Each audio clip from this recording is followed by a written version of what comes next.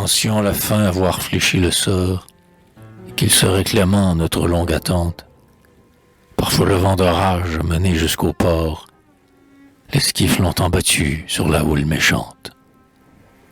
Et déjà nous formions des projets moins lointains, d'un bonheur qui serait autre chose qu'un rêve, et nous voyions sortir de nos jours incertains, comme on voit un verger quand la brume se lève.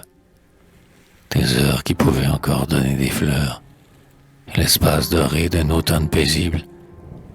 Déjà le souvenir pâli de nos malheurs perdait son amertume et prenait les douceurs que donne au cœur assis dans sa joie impassible la mémoire d'un temps qui fut sombre et terrible.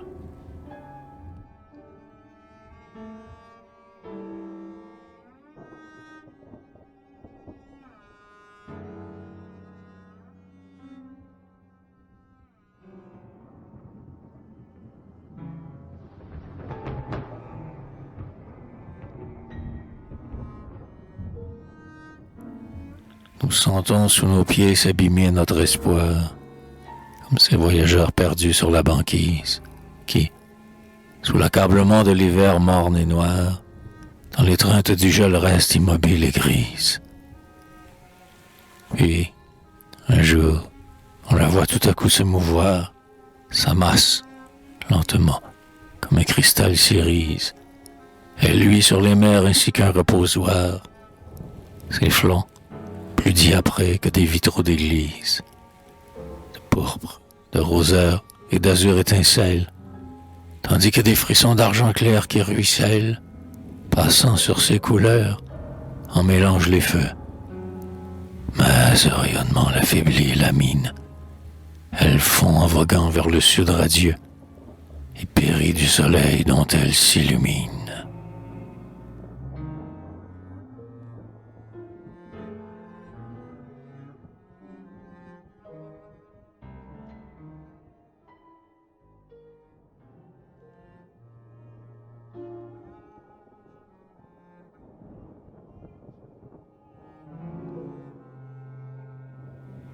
Si nos cœurs en avaient l'égoïste courage, nous pourrions fuir ensemble et cacher notre amour parmi les monts neigeux ou sur un chaud rivage qui ceint les flots d'azur de son calme contour.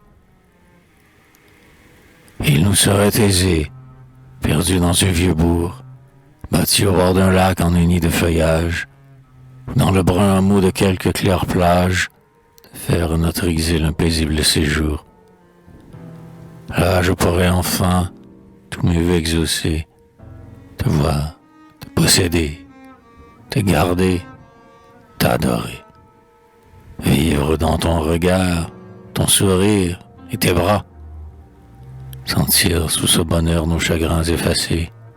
Et, comme un voyageur brûlant, désaltéré, cette âpre soif de loi qui brûle mon cœur lasse.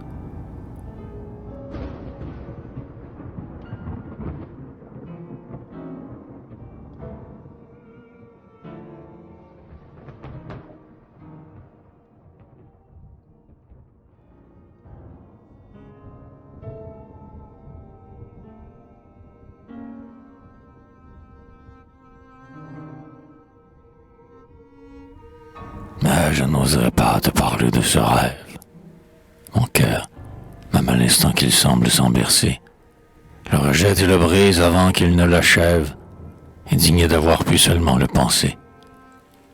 Puis-je te demander, hélas, sans offenser, cet amour qui n'est grand que parce qu'il élève nos deux esprits unis, heureux de surpasser ce qu'ils auraient été sans sa puissante sève. Puis-je te demander d'oublier la maison où tes enfants en pleurs chercheraient ta présence et grandiraient pâlis par ton long abandon, jusqu'à ce que, troublés dans leur jeune innocence, devinant vaguement ce qu'ignore l'enfance, ils cessent brusquement de prononcer ton nom.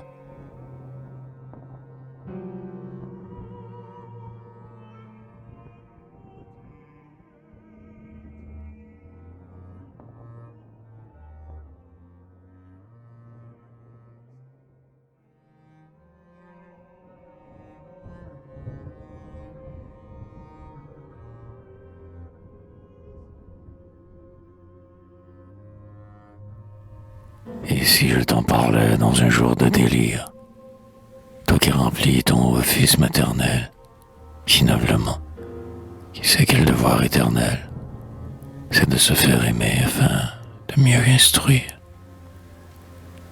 Toi qui, par le pouvoir de ton grave sourire, conduis ces jeunes cœurs d'un progrès graduel vers le respect sévère et presque solennel de l'animal combat, du rameau qu'on déchire. Toi qui dans leur gaieté déposes chaque jour en lumineux propos des germes de bonté qui grandissant en eux te perdent plus d'amour. Si, dans un bref instant d'oubli, je m'égarais jusqu'à montrer ce ciel à ton sort attristé, de quel ferme regard tu me regarderais.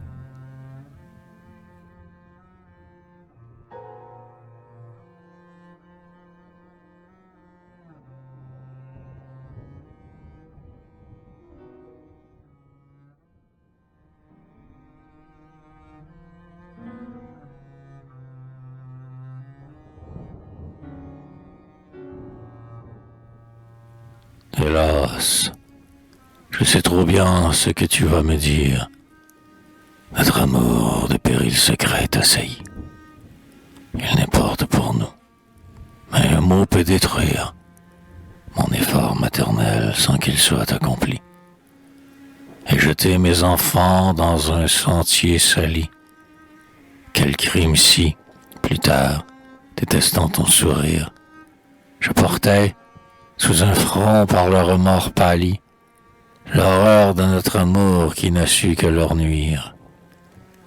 Quand mon bonheur devrait sur mes jours délabrés s'abattre, ne laissant que les débris d'un songe, comme l'écroulement des colonnes s'allonge, et d'un temple en ruine encombre les degrés. Non, je ne le veux pas sauver par un mensonge. Ces dangers dont ton cœur s'épouvante sont vrais.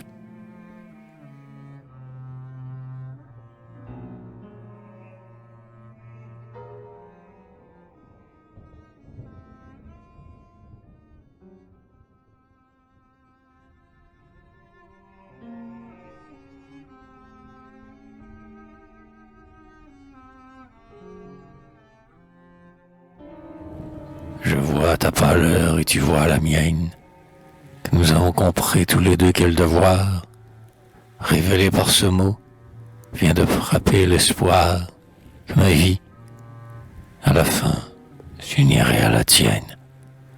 Il te faut accepter d'un courageux vouloir, que le commun orgueil de notre amour soutienne nos cœurs dans ce suprême effort pour recevoir l'angoisse qui s'ajoute à notre angoisse ancienne. Ce noble amour qui sut vivre sans défaillance dans l'assidu désir qu'il a toujours vaincu, par ce rapide éclair de malheur convaincu qu'il ne saurait durer que par sa déchéance, sous le renversement de sa longue espérance, doit mourir noblement ainsi qu'il a vécu.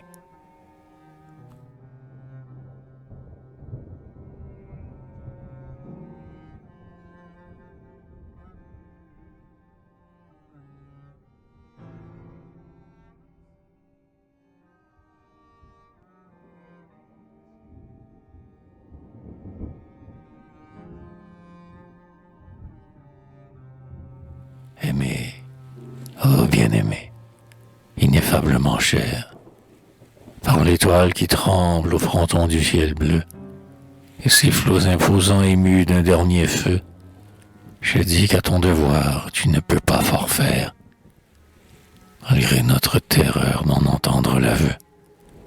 L'arrêt impérieux que nous voudrions taire, chacun de nous au fond de son cœur le profère. Nous sommes condamnés à l'éternel adieu. Hélas, pardonne-moi de l'avoir prononcé, ce mot d'affliction, ce mot affreux qui touche, ainsi qu'un fer rougit, notre amour menacé. J'en voulais épargner l'amertume à ta bouche, et j'ai contraint la mienne, en un effort farouche, à goûter la première au calice versé.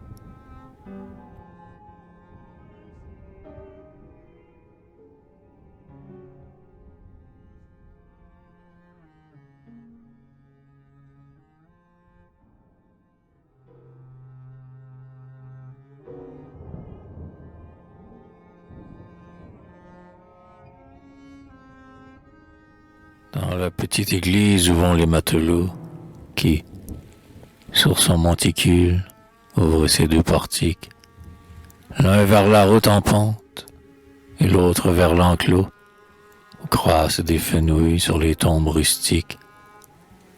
Dans la petite église où le grand bruit des flots entre avec la rafale et se mêle au cantique, où les femmes en deuil apportent leurs sanglots, quand la mer se tordant ses fureurs iniques, a brisé quelques barques et fait des orphelins.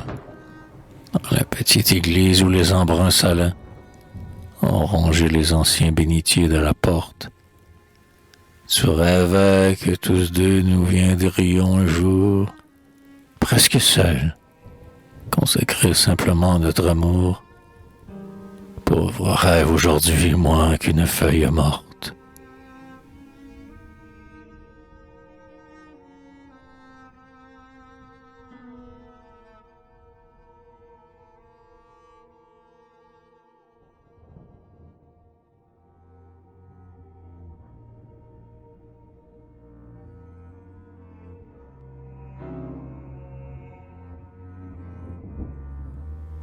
Nous voici seuls tous deux dans l'église déserte.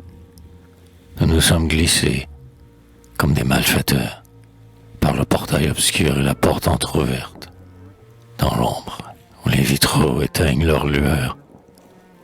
Tu as voulu que ta détresse fût soufferte, ton bonheur immolé, ton cœur brisé, tes pleurs, versés comme un parfum, ton agonie offerte, la même où tu pensais monter parmi les fleurs.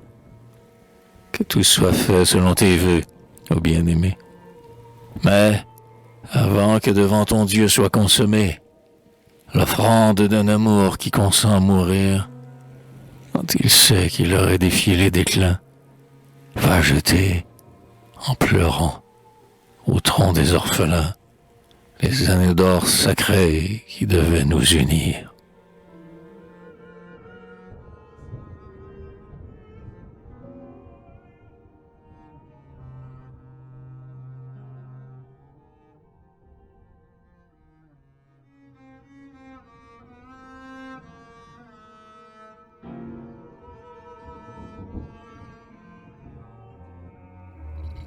L'autel où nous pensions fonder notre bonheur est devenu pour nous l'autel du sacrifice.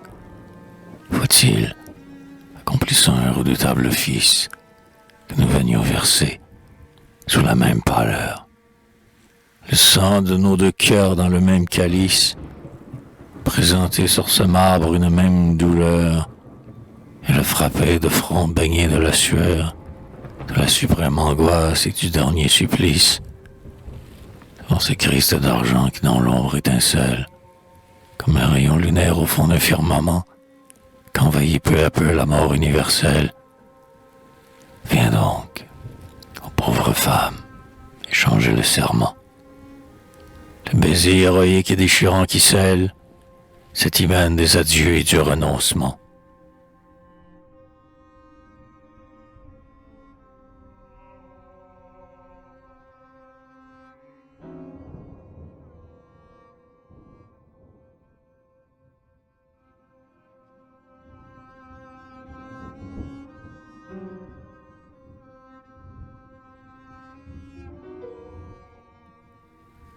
Car c'est une union encore entre deux âmes, qu'une immolation volontaire et commune, que toutes deux, rêvant de sévères dictames, se font les deux moitiés de la même infortune.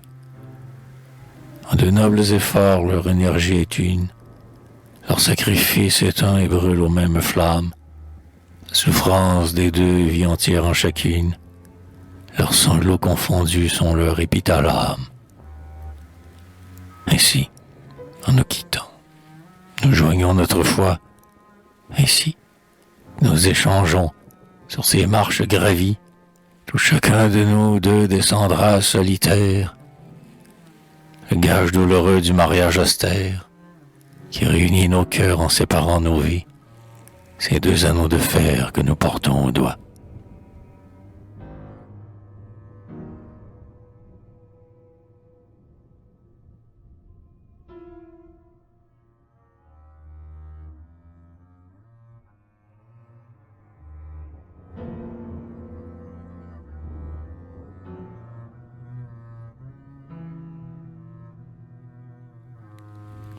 premiers regards sous les verres marronniers, par nos premiers aveux dont mon cœur encore tremble, par nos premiers baisers et ces baisers derniers, notre amour passé pour mourir se rassemble.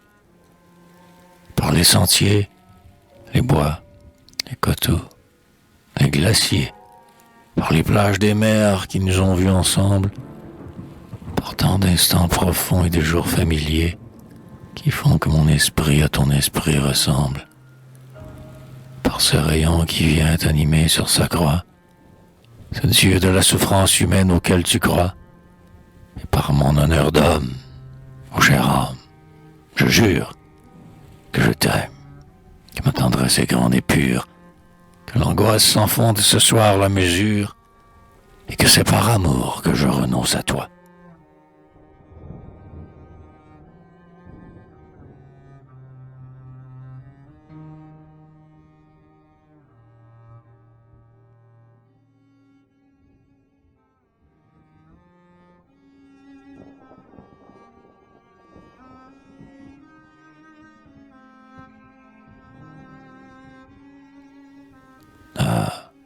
Reste dans mes bras. Je ne vois pas tes yeux, mais ils trempent de pleurs le baiser qu'ils reçoivent. Tarissables pleurs que mes lèvres boivent, qui tombent sur mon âme en ruisseau douloureux. Je ne vois pas les yeux noyés qui les conçoivent, mais quel regard vaudrait l'adieu mystérieux? C'est encore de ton sein que tu me dis par eux, ces yeux qu'aiment les miens pour l'amour qu'ils leur doivent. Ce sont eux, si pensifs déjà, qui m'ont jadis, sous des cieux par les vents printaniers agrandis, révélé, malgré toi, ta première tendresse. Et ce sont eux encore, ce soir de martyr, qui m'apportent, du fond de ton cœur, ta détresse, que ta bouche serait impuissante à me dire.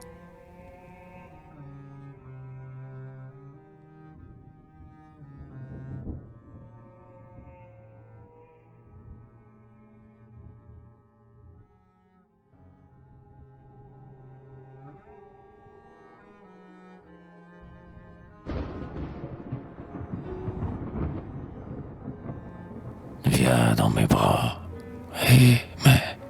mais une fois encore, tes deux bras à mon cou, ton front sur mon épaule. Te souvient-il, quand notre amour faillit se clore, que tu restais ici près du vieux tronc de saule? Mais c'était, quand l'orage en s'enfuyant se dort, le baiser de l'amour à l'amour qu'il console. Et c'est, ce soir, au bord d'une nuit sans aurore, le baiser de l'amour qui par amour s'immole. Aussi je ne vois point de terme à notre épreuve, car elle est l'acte même et la constante preuve de cet amour qui vit de son propre trépas, et qui de son chagrin se fait un diadème. Elle ne peut cesser que s'il cessait lui-même, et nous savons tous deux qu'il ne périra pas.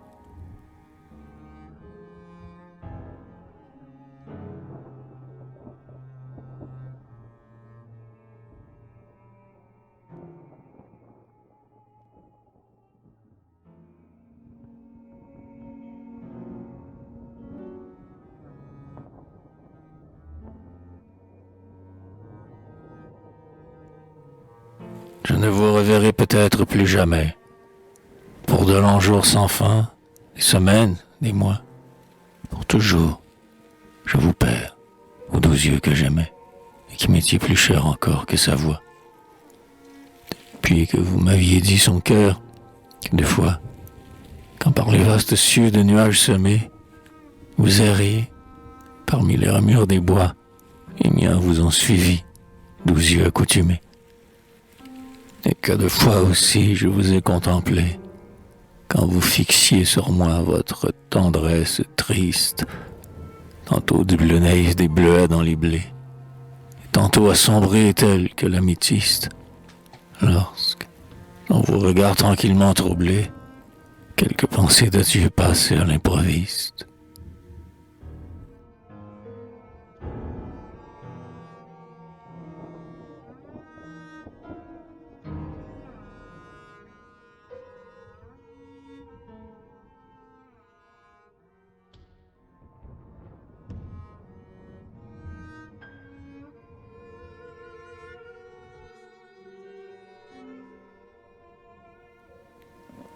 coin de ciel étroit où fourmillent des astres, s'est montré, putain.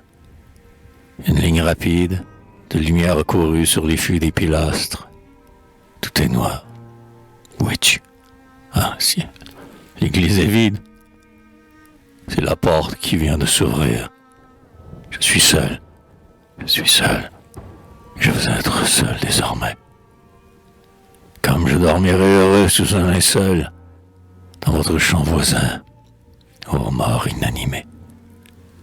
Ah, chère âme perdue, était-ce donc possible? Cet adieu n'était pas qu'un cauchemar horrible? Je retombe accablé, et tout en moi se brise. De ces lieux ténébreux, funèbrement paisibles, je veux m'enfuir, je veux sortir de cette église, où seul le Christ d'argent sur sa croix agonise.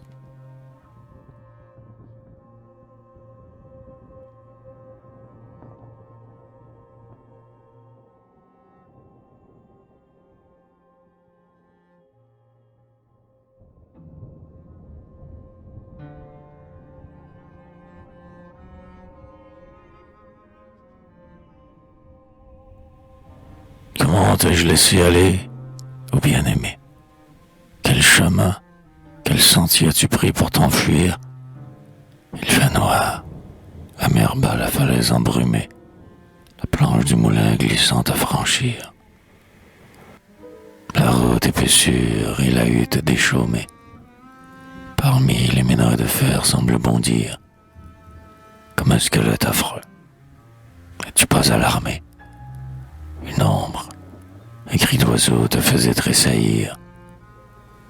Tu peux être glacée, tremblante d'effroi. N'entends-tu pas? Reviens, reviens. Appelle-moi. Je suis là. Je suis prêt, bien-aimé, et j'accours.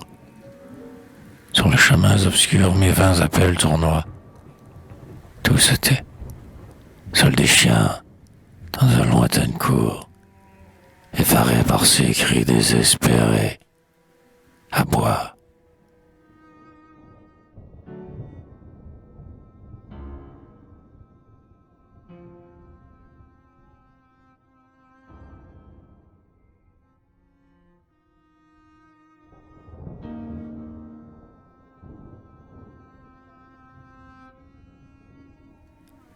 Je descends à travers le village endormi. Sous ces minables toits, la porte mal close. Le plus pauvre pêcheur, le plus navré, repose près de l'épouse et sent dans son cœur affermi quelque chose de doux que le sommeil dépose en nous quand nous dormons auprès d'un cœur ami, jusqu'à ce que, vers l'est, le matin blêmi, ces mots oubliés, il goûtera la pause. Et voici le calvaire au pied duquel s'entassent les lanternes de fer qui viennent des naufrages.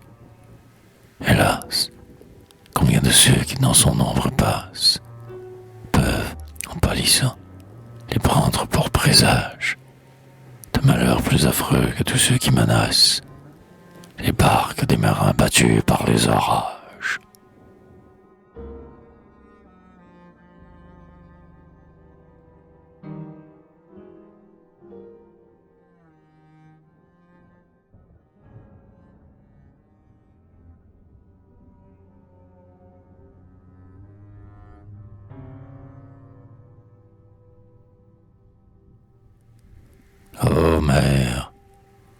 Ô mer immense et triste, qui déroule, sous le regard mouillé de ces millions d'étoiles, les longs gémissements de tes millions de houles, lorsque dans ton élan vers le ciel tu t'écroules.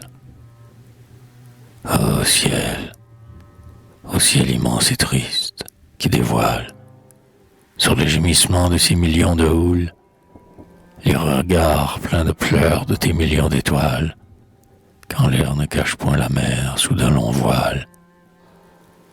Vous qui par des millions et des millions d'années, à travers les éthers toujours remplis d'alarmes, l'un vers l'autre tendez vos âmes condamnées à l'éternel amour qu'aucun temps ne consomme, il me semble, ce soir, que mon étroit cœur d'homme contient tous vos sanglots, contient toutes vos larmes.